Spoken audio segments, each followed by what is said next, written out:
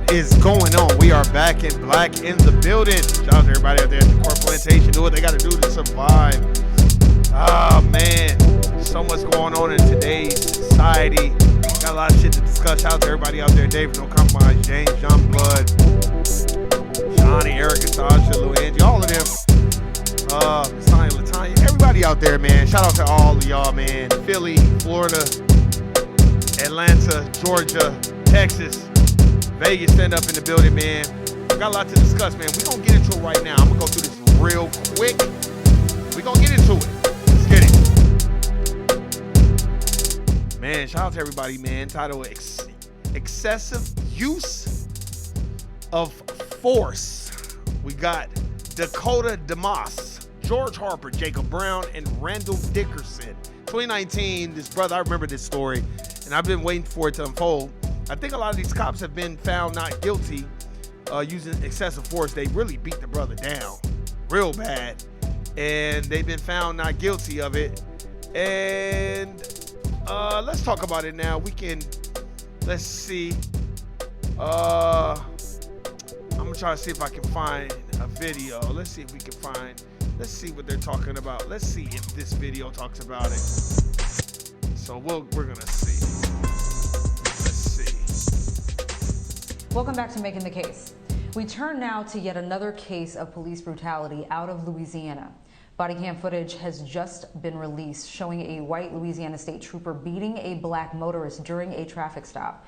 In the video, we see former trooper Jacob Brown repeatedly striking a motorist, Aaron Larry Bowman, in the head with his flashlight as Bowman begs the officer to stop. Now, before we play a portion of that footage, do y'all remember this? I remember it. I was just waiting for it to unfold. A word of warning that what you're about to see may be too hard to watch. I haven't did nothing. Give me your hand. Give me.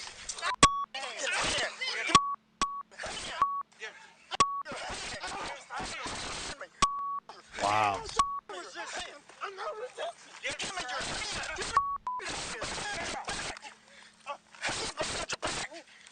I didn't know you could beat the shit out of people with your flashlight, but go ahead. I ain't messing with you. Give me your hand. Give me your, okay? Wow. I'm joined now by Mr. Bowman and attorney Donicia Banks-Miley, who's handling his civil case, and defense attorney Keith Whitten. Thank you all for coming on tonight. Aaron, let me first say how incredibly sorry I am that this has happened to you. And if at any point in time you feel uncomfortable answering any of my questions, please let me know and we can move on, okay? All right, so now the public is just now seeing this horrific crime that was perpetrated against you by this officer 2 years ago, but you've had to live with what happened to you and are having to relive it now that your case has become a national conversation. So I've got to ask you first, how are you? I'm all right. Just watching it then did something. They do something to me every time I watch it. I'm sorry about breaking down. I'm sorry about breaking down watching it, but it do something to me every time I watch it. It's like I relive it every time I watch it. You know, I just want justice done for it. Wow. Very sad. Now, Aaron, according to investigators, you were struck 18 times with a flashlight in under 30 seconds. When you were pulled over for that very minor traffic violation, did you ever think that you'd be in the situation that so many of us find ourselves in when encountering police? Oh man, I ain't think that what happened would happen. You know, when he stopped me, he asked me, did I have anything? And I told him no. Asked me where did I just come from? I told him from the store. So he searched. After he asked me, didn't find nothing. He asked me what did I have? I told him every thing that I had in the truck. He seen it. After he checked it, he come back up there and told me, get out the truck. And as I was getting out, he grabbed me by my arm and threw me to the ground and did what he did.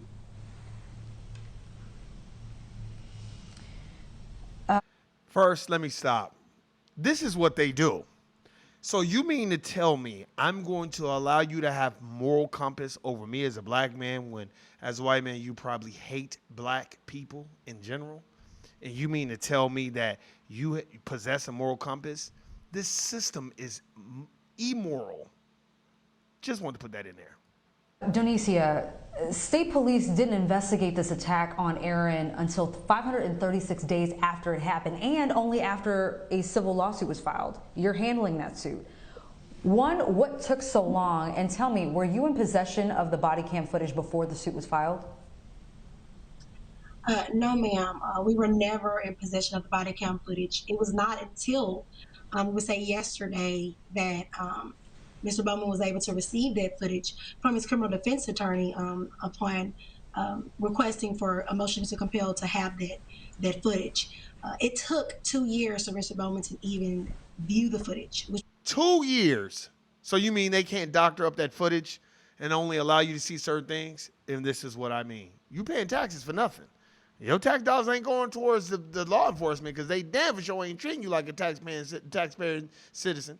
It was June last month. And now as it's coming out, you can see the emotion even as he continues to watch it. But as you stated previously, we did file the suit. I filed the suit in September of 2020. The thing that took so long, we were stuck in COVID at that time. And when Mr. Bowman came to me, we immediately filed the suit at that time. At that time, he believed that a police brutality suit was already in action, but he was not knowledgeable about that until he came to our office. So once we knew, we filed the suit, an investigation and suit at that point. So for 536 days, they had never attempted to investigate this case. Well, we reached out to the Louisiana State Police for a statement on this case, and this is what they had to say in part. Upon receiving a civil lawsuit alleging excessive force by an unarmed trooper, Louisiana State Police began immediately working to identify the details of the incident. A detailed search of body camera video revealed the incident was intentionally mislabeled and Brown was involved, as he assisted with the arrest of a suspect. Louisiana State Police detectives obtained an arrest warrant for Brown and placed him into custody. All right, Keith, let me bring you in now. You're defending Aaron against several pending charges he's facing, which we'll get to in a few minutes, but you were initially told there was no body cam when in fact there was. See? He was told there was no body cam. Man, these people need to stop. Who told you that and why? So first, I talked to Denisha about what was actually out there.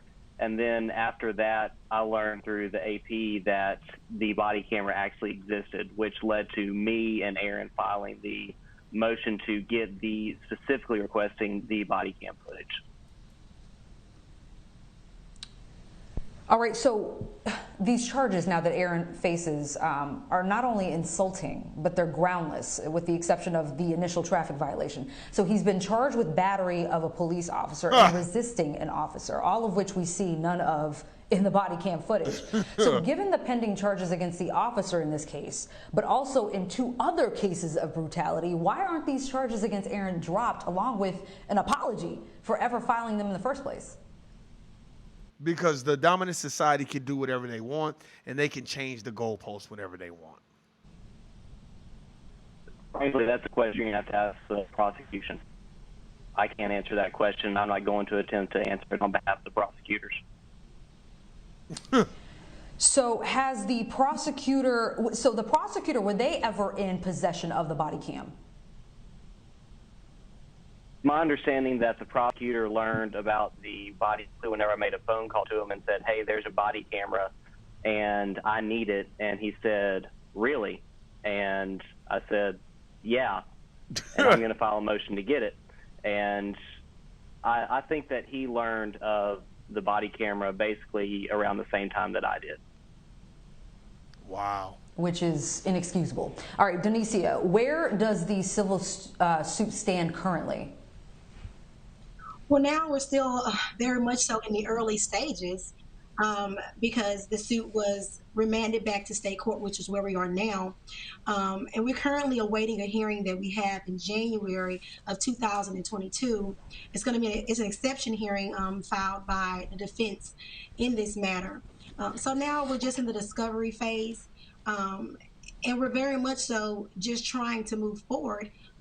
We're hoping that there'll be some type of that a federal grand jury will convene and then ultimately have a federal indictment. We're hoping that the very fact that this footage is out, is open, people know what's going on, that this will help push what we need to have done. Because Oh man, I just wanted to play y'all that. And that was a year ago. That was a year ago. So, and looks like, let me read y'all this. All right. Brown defense attorney Scott Wollenson told the Associated Press he was grateful for the verdict. Because here, let me read the verdict. A federal jury in Louisiana on Wednesday acquitted a white state trooper charged with violating the civil rights of a black motorist despite body camera footage that showed the officer pummeling the man 18 times with a flashlight. The case of Jacob Brown was the first to emerge from a series of FBI investigations into troopers beating up black men during traffic stops in Louisiana and underscored the challenges prosecutors face convicting law enforcement officials accused of using excessive force. After a 3-day trial in Monroe, jurors found Brown not guilty of depriving Aaron Bowman of his civil rights during a 2019 beating that left Bowman with a broken jaw, broken ribs, and a gash to his head. Brown, 33, who defended the blows to investigators as pain compliance, would have faced up to a decade in federal prison if convicted. Brown's defense attorney, Scott Wilson, told the Associated Press he was grateful for the verdict. The men and women of the jury recognized the risk law enforcement officers like Jacob Brown face on our behalf every day, he said. Bowman's attorney, Ron Haley, said the acquittal shows it's incredibly hard to prove a civil rights violation in federal court. He added that the attack had fundamentally changed Bowman's life. He was low-hanging fruit for Jacob Brown, Haley said. Yes, he was. The acquittal comes as federal prosecutors are still scrutinizing other Louisiana state troopers caught on body cam video punching, stunning, and dragging another black motorist, Ronald Green, before he died in their custody on a rural roadside. That federal probe is also examining whether police brass obstructed justice to protect the troopers who beat Green following a high-speed chase. Body cam footage of both the Bowman and Green beatings, which took place less than 3 weeks and 20 miles apart, remained under wraps before the AP obtained a published videos in 2021. The cases were among a dozen highlighted in AP investigations that revealed a pattern of troopers and their bosses ignoring or concealing evidence of beatings, deflecting blame, and impeding efforts to root out misconduct. Ah, man. Let's get into it. This is how I feel. I think we need to start waking up and understand what's going on. We need to start studying the law and knowing the law in its full details. We have to have a better understanding of what we're dealing with when we leave the house. You are in danger when you leave the house, no matter where you go. You are in danger. It could be that day that the police decides that they want to do strange things to you. Don't argue with these motherfuckers. Try to make it home and fight it in court. Don't try to prove your point. These police officers are scary as it is. They are trained to be fight or flight, scary police officers. I've been around several police officers that was not scared of me, and you could tell they were very comfortable and they didn't give a shit. And I've been around officers that were scared and make you get out your car, search everything and all that. Most police officers are rejects that didn't make it in life, and they couldn't get girls, they couldn't get fame and notoriety, so they go be a police officer. That's low-hanging fruit for them. They're there to protect what matters most, and what matters most is not foundational Black Americans.